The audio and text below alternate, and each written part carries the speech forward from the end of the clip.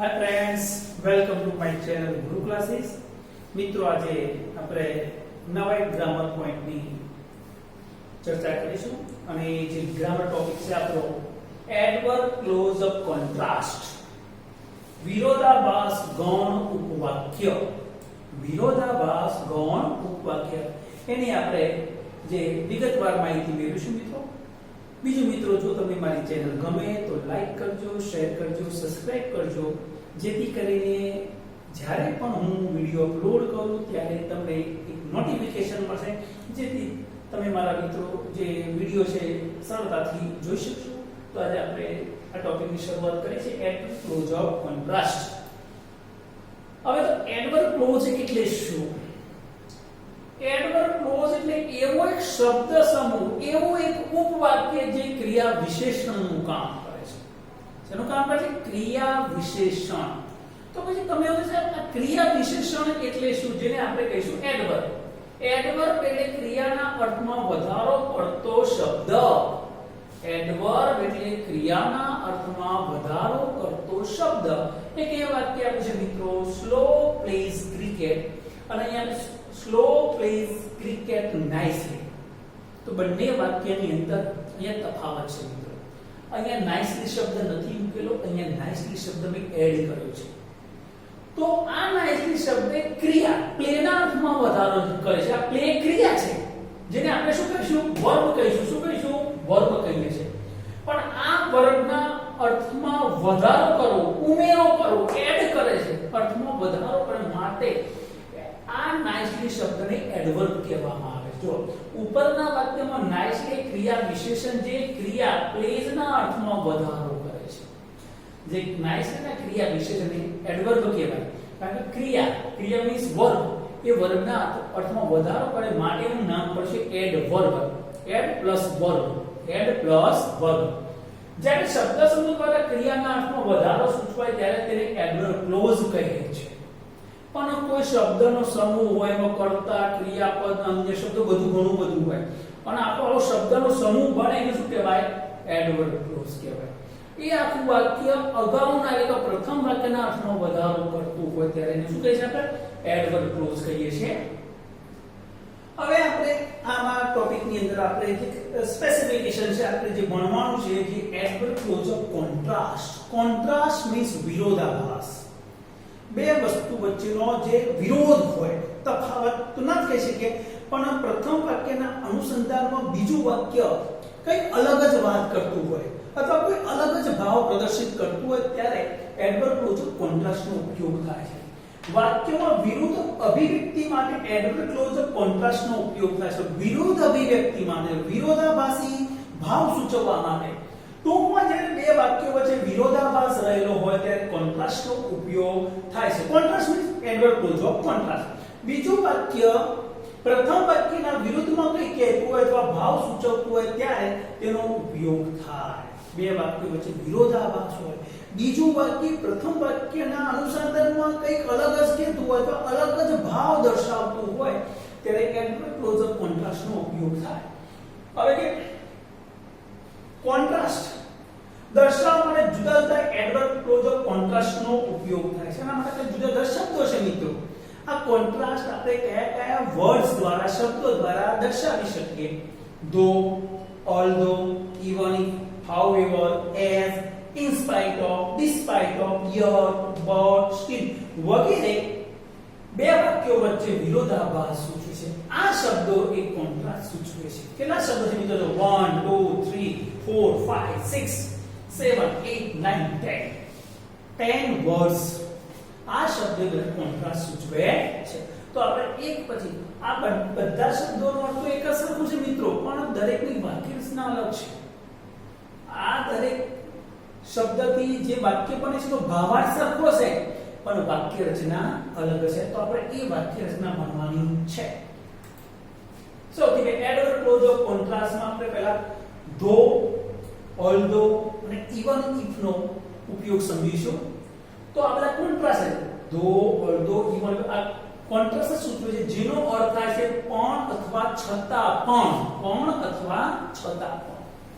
તે હંમેશા વાક્યની શરૂઆતમાં આવે. ધો ઓલ્ધો ઇવન ઇફ વાક્યની શરૂઆતમાં આવી તો તેના પછી કર્તા અને ક્રિયાપદ આવે છે. તેના પછી કર્તા એટલે માયા, ગીતા, મોહન એવું કર્તા અથવા આઈ, વી, યુ કર્તા આવે પછી ક્રિયાપદ આવે. જોજો વાક્ય ધો અથવા બીજું ઓપ્શન ઓલ્ધો, ત્રીજું ઓપ્શન ઇવન ઇફ, પછી કર્તા લીધો હી, ક્રિયાપદ ઇઝ પુઅર. એટલે આપણે ધો હી ઇઝ પુઅર અથવા ઓલ્ધો હી ઇઝ પુઅર અથવા even if he is poor. હવે બીજું વાક્ય હી ઇઝ ઓનેસ્ટ. તે ગરીબ છે છતાં પણ પ્રમાણિક છે. છતાં પણ પ્રમાણિક છે. ગરીબ વ્યક્તિ અને પ્રમાણિક એટલે વિરોધાભાસ થયો. તો અહીંયા આપણે જે ત્રણ શબ્દો લીધા પહેલા ધો ઓલ્ધો ઇવન ઇફ, આ વાક્યની શરૂઆતમાં જે પ્રથમ વાક્ય મુખ્ય વાક્યની શરૂઆતમાં આવે, એના પછી કર્તા હોય પછી ક્રિયાપદ હોય, પણ પછી તમે વિશેષણ વાપરતા હોય. પણ બીજું વાક્ય તો બધામાં સરખું આવશે. બીજું વાક્ય તો દરેક કોન્ટ્રાસ્ટ જે વાક્ય ભણીશું એમાં સરખું જ હશે, ખાલી પહેલા વાક્યની અંદર ફેરફાર થશે. જોજો બીજું ઘણી વખત આ રીતનું વાક્ય પર જો વાક્યની શરૂઆતમાં ધો કે ઓલ્ધો ના અને વાક્યની વચ્ચે પણ હોઈ શકે. He failed though he worked hard. એટલે કે તેને સખત મહેનત કરી છતાં પણ ન પાસ થયો. ખરેખર વાક્ય આમ પડે though he worked hard he failed. પણ ઘણી વખત આ રીતના પણ વાક્યો જોવા મળે. આ પણ વિરોધાભાસ સૂચક, પણ મોટા ભાગે જે ધો ઓલ્ધો ઇવન ધો એ પહેલા વાક્યની શરૂઆતમાં જોવા મળે. આ પ્રથમ વાક્ય છે, આ મુખ્ય વાક્ય છે અને આ ગૌણ વાક્ય છે. આઈવી એડવર્બ ક્લોઝ ઓફ કોન્ટ્રાક્ટ છે. આ વાક્યના વિરુદ્ધમાં શું કહે છે? Fail, he fell. તો આની વિરુદ્ધમાં વાત કરે છે. કોઈ મહેનત કરી અને નાપાસ થયો. એટલે આ પ્રથમ વાક્યનો વિરોધ કરે છે. એટલા માટે આ જે હી ફેલ છે એ કયું છે? એડવર્બ ક્લોઝ ઓફ કોન્ટ્રાસ્ટ કયું છે? હી છે, સર્વનામ છે અને ક્રિયા પણ છે. એટલે શબ્દનો સમૂહ થયો. માટે શું કહે? એડવર્બ ક્લોઝ ઓફ કોન્ટ્રાસ્ટ કયું છે.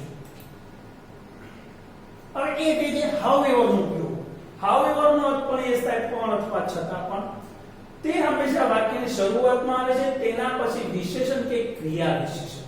આપણે ધો ઓલ્ધો ઇવન ઇફ શું જોઈએ? આપણે સર્વનામ અથવા કર્તા હોય, હી, શી એવું હોય, અથવા માયા, ગીતા એવું નામ હોય.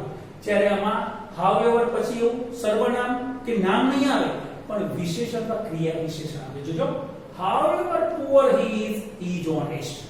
પેલામાં પુઅર શબ્દ હતો, ઇઝ ની પાછળ હતો અને હી ની આગળ ધો હતો. પણ હાઉએવર થી જ્યારે વાક્ય બનાવતા જો પાછળનું વાક્ય સરખું છે, હી ઇઝ ઓનેસ્ટ, એ બધાને સરખું રહેવાનું.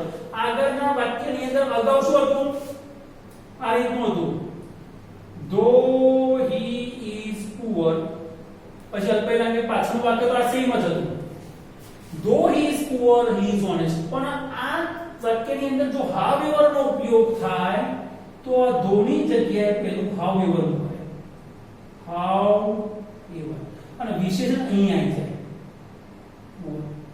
એટલે આ રીતનું થયું, હાઉએવર પુઅર ઇઝ, પછી બીજું વાક્ય તો બધામાં એઝ ઇટ ઇઝ રહે છે. જોજો બીજું વાક્ય, however fast he ran he lost the race. તે ઝડપથી દોડ્યો છતાં પણ સ્પર્ધા હારી ગયો. જો આ વાક્યમાં તમારે ધો નો ઉપયોગ કરવાનો થાય તો however જગ્યાએ ધો મૂકી દેવાનો, ધો અને આ વિશેષણ છે, આ ક્રિયા વિશેષણ એ ran ની પાછળ જતું હશે. એટલે આવું થઈ જાય, though he ran fast, પછી he lost the race, તો as it is આવશે સરખું જ બધામાં. બરાબર? તો આ however નો ઉપયોગ. તો however ને મિત્રો યાદ રાખવાનું છે, વિશેષણ પર ક્રિયા વિશેષણ આવે. જ્યારે ધો ઓલ્ધો ઇવન ઇફ માં પાછળ શું આવશે? જે સર્વનામ મૂકો તો તમે કર્તા મૂકતા હોય, સબ્જેક્ટ. આગળ જોઈએ. હવે એ એજ નો ઉપયોગ, આપણે ઇંગ્લિશમાં એજ ના ઉપયોગ ઘણા બધા છે મિત્રો, પણ આપણો અહીંયા એજ નો ઉપયોગ કોન્ટ્રાસ્ટ તરીકે શીખવાનો છે. આમ તો રીઝન તરીકે પણ આવે છે, કારણ દર્શક તરીકે પણ એજ નો ઉપયોગ થાય, પણ એજ નો અર્થ અહીંયા આપણે શું કરવાનું? પણ અથવા છતાં પણ થાય છે. તેનું સ્થાન વિશેષણ કે ક્રિયા વિશેષણ પછી હોય છે. જે તમે હાઉએવર વાળી વાત કરી જોઈ, હાઉએવર પછી ક્રિયા વિશેષણ વિશે બસ આ બંનેના સ્થાન ઉલટાઈ દેવાના એટલે થઈ ગયું. વાક્ય કયું? એજ નું. જોજો, poor as he is, he is honest. આ તો વાક્ય સરખું છે બધા. હાઉએવર માં શું હતું? આ એઝ ની જગ્યાએ હાઉએવર નો પુઅર પાછળ આ બંનેના સ્થાન ચેન્જ કરી દો તમે આમ, તો અહીંયા હાઉએવર થઈ જાય.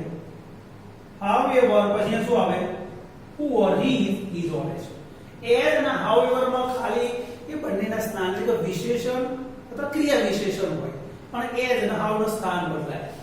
એઝ ની જગ્યાએ હાઉએવર લઈ આગળ લાવવાનું, પુઅર પાછળ લઈ ગયો, હાઉએવર વાળી વાક્યતા થઈ ગઈ. અને જો પુઅર ના આગળ લાવ હાવ એટલે એજ ઉપર એટલે એજ ની વાક્ય રચના થઈ ગઈ.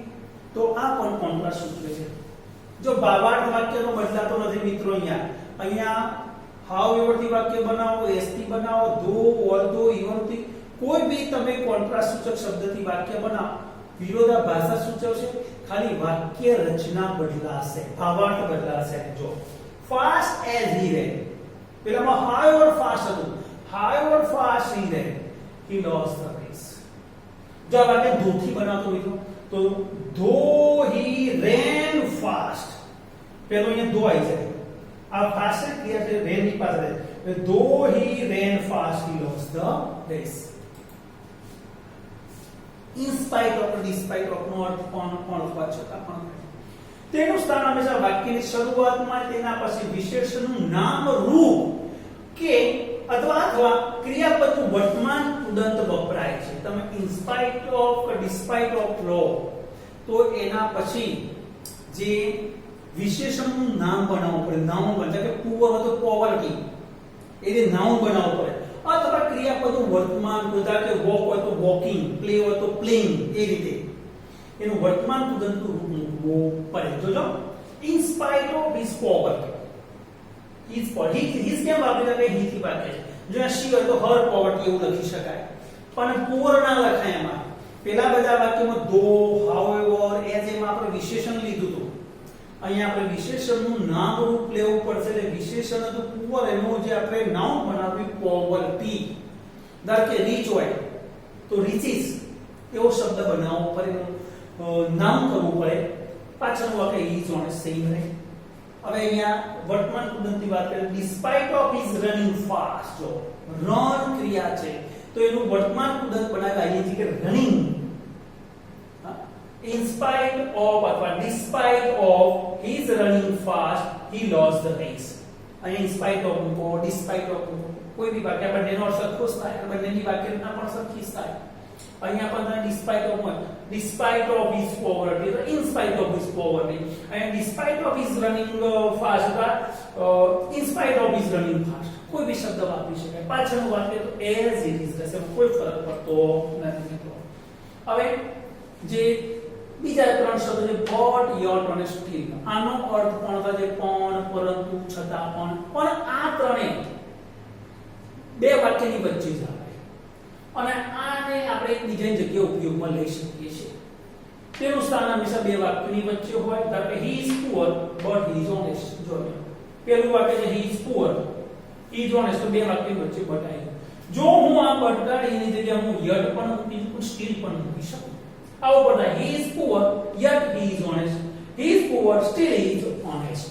આવું પણ લખી શકાય. જો આ વાક્યમાં મારે ધોનો ઉપયોગ કરો, સીધો ધો મૂકવાનો. ધો he is poor પછી but નીકળી જાય, અલ્પવિરામ he is honest. જો મારે however વાપરવો છે તો poor શબ્દ અહીં લાવો પણ પછી however poor he is honest, but શબ્દ નીકળી જાય છે. તો કે she ran fast yet she lost the race. તે ઝડપથી દોડી છતાં પણ સ્પર્ધા હારી ગઈ. અહીંયા બટ પણ મૂકી, સ્ટીલ પણ મૂકી છે. અને જો અહીંયા તમે ધો વાપરો છો તો ધો she ran fast yet નીકળી ગયો અલ્પવિરામ she lost the race. તમે in spite of, despite of થી પણ વાક્ય બનાવી શકો. આ જ વાક્ય in spite of her running fast, she નું her થઈ જશે અને run નું running થઈ જશે. વર્તમાન ઉદંત મૂકવું પડે તો in spite of her running fast she lost the race. Okay, અને આમાં પુઅર તો પોવર્ટી કરવું પડશે મિત્રો. હા, in spite of his poverty he is honest. હવે મોર એક્ઝામ્પલ તમને આપે જોજો. though Bipin work hard he could not succeed. જો પાછળના વાક્યો he could not succeed, આ બધા વાક્યો સરખા છે, પાછળના કોઈ ફરક પડતો નથી. ગૌણ ઉપવાક્ય સરખું જ હોય, ખાલી આગળના વાક્યમાં જ જેમ તમે કોન્ટ્રાસ્ટ જે શબ્દો સૂચવે છે એનો ઉપયોગ કરો. ધો વાપરો તો વાક્ય કેવું હોય આગળનું, however વાપરો તો પછી as વાપરો, in spite of, despite of, એ પ્રમાણે આગળના વાક્ય રચનામાં ફેરફાર થાય. જો ધો Bipin work hard, હવે ધોની જગ્યાએ મેં હાવ લ્યો તો હાર્ડ શબ્દ અહીં આવી જાય. ધોની જગ્યાએ however અને ક્રિયા વિશેષણ hard. however hard we feel walk. પાછળનું વાક્ય એ શીખી છે. જો હવે એ જગ્યાએ તમે as નો ઉપયોગ કર્યો તો hard શબ્દ આગળ આવી ગયો, how ને as આવી ગયો. hard as we feel walk he could not succeed despite of his working hard. જો વર્ક હતો એનો ing વાળું working hard. બીપી હતો માટે એનું his મૂક્યું અને સંબંધ વિભાગ વર્ક દે ગયા working hard he could not succeed. આ જ વાક્યની અંદર સ્પષ્ટ સીધું થઈ જાય in spite of his working hard. જો હવે બટ યટ થી બને છે આ જ વાક્ય છે, ખાલી અહીંયા બટ મૂકી દો, આગળ ધો કાઢી નાખો.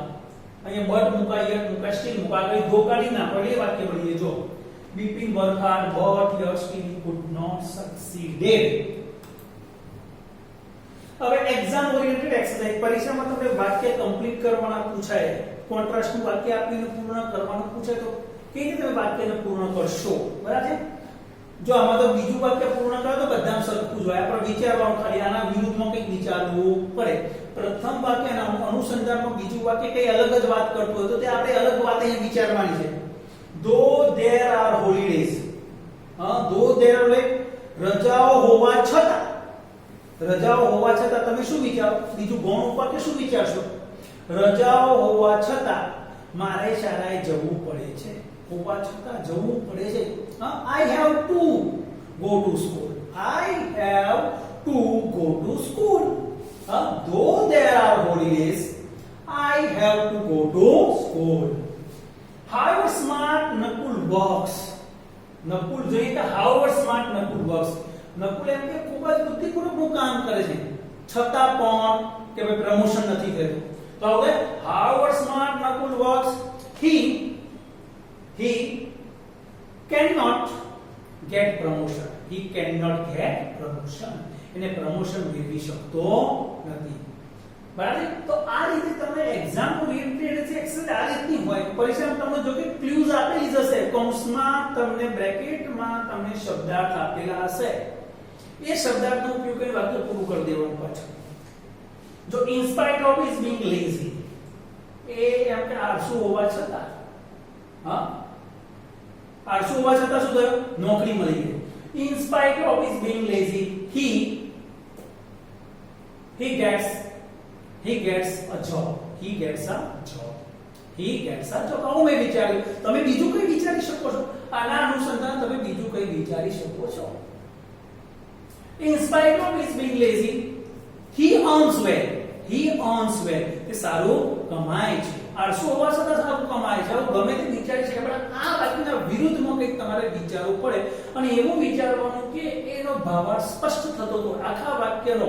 એટલે પ્રથમ વાક્યનું અનુસંધાનમાં બીજું વાક્ય જે મૂકીએ આપણે એ સરળ એક ભાવાર્થ સ્પષ્ટ થવો જોઈએ. તો મિત્રો અહીંયા બીજા તમને કેટલાક વાક્યો આપેલા છે, તમે તમારી રીતે પ્રયત્ન કરજો, તમારી જે ગ્રામર બુકમાંથી પ્રયત્ન કરજો અને પ્રેક્ટિસ કરશો એટલું તમને વધારે ક્લિયર થશે. જો અહીંયા તમે બીજું વાક્ય આપી દીધું પણ પ્રથમ વાક્ય બનાવવાનું કીધું છે, એટલે મુખ્ય વાક્ય બનાવવાનું કીધું પછી કીધું આપણે Savan cannot walk fast. હવે અહીંયા કેવું વાક્ય બનાવશો? હવે અહીંયા તમે do થી બનાવી શકો, however થી, as થી, in spite of, despite of, but yet still, ગમે તેથી વાક્ય બનાવી શકો. હવે તમે but થી બનાવો તો સીધું but મૂકી દીધું yet, પણ આગળ વાક્ય તમે શું વિચારો કે Savan cannot walk fast, ઝડપથી ચાલી શકતો નથી. તો કે તે પાત્ર હોવા છતાં ઝડપથી ચાલી શકતો નથી. એટલે Savan is thin, but Savan cannot walk fast. પણ Savan ઝડપથી ચાલી શકતો નથી. પાત્રો છે છતાં પણ ઝડપથી ચાલી શકતો નથી. આ રીતે વાક્ય બનાય છે. તો બીજા વાક્યની પ્રેક્ટિસ તમે મિત્રો ઘરે જાતે કરજો અને જેટલી વધારે પ્રેક્ટિસ કરશો તો તમે વધારે ક્લિયર થશે અને વારંવાર એક્ઝામ્પલનો અભ્યાસ કરશો મિત્રો. તો આપણે નેક્સ્ટ ટોપિકમાં મળીએ, ગ્રામરના ટોપિક. ત્યાં સુધી બધા મિત્રોને મારો bye bye, take care, C you.